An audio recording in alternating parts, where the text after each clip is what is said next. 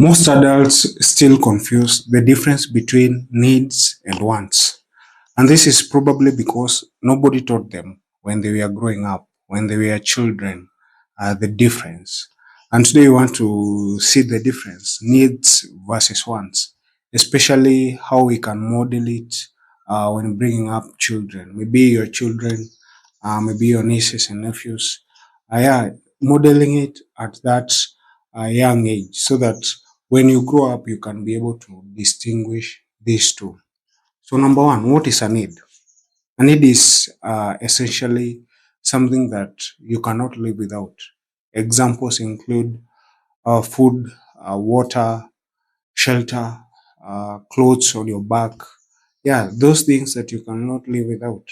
Whereas wants are things that they make life easier, more exciting, but you can live without, which include that ice cream, those expensive clothes, those the latest phone, the latest iPhone out there, things that you can live without, but they obviously make life easier. So, when bringing up children, it is essentially and important to make them understand this difference. Yeah. And how do we do this? Number one is to use those shopping moments. When they ask for something, you should pause and ask, is this a need or a want?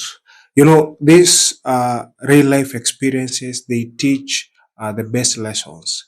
And when you do this once or twice, the next time they'll be the ones asking you or asking themselves, is this a need or a want? And what is our priority at this moment? You should also teach to delay wants slightly, not indefinitely. You should teach your kid that you can plan and save for this want, not indefinitely, but for some time. And this in turn teaches patience, it teaches self control. And even in the future, they will learn to have that delayed gratification and they start maybe investing in the long term investing. They'll be able to be patient and to control their emotions for their investments to grow, right? Should also remember in this when you're teaching to delay ones slightly. Don't define ones as right, or as bad or wrong, because this maybe in future might affect one's spending. That guilty spending, that sneaky spending. You should remember to teach that this is not something that is wrong or bad. It is something that just needs planning. It needs that planning. The other thing is to give them choices. For example, do you want to buy this toy or you can choose an outing? Essentially, just different types of wants. Another example is you can get this ice cream or we can pay for your piano classes, right? And this essentially builds up when you grow up and you start maybe coming into investments. You can be able to choose. Do you want to buy that expensive phone or do you want to apply for that course, right?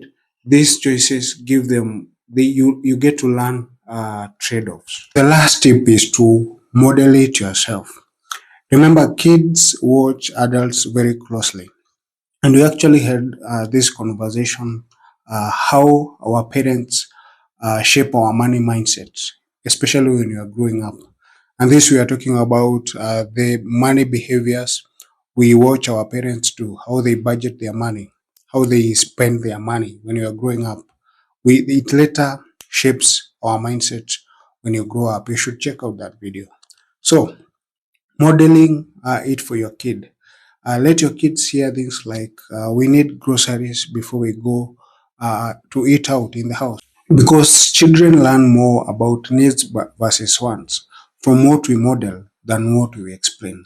So if a child learns the difference between needs and wants this early in life, later when they grow up, they'll be able to manage their money better. They'll be able to manage their life in general better.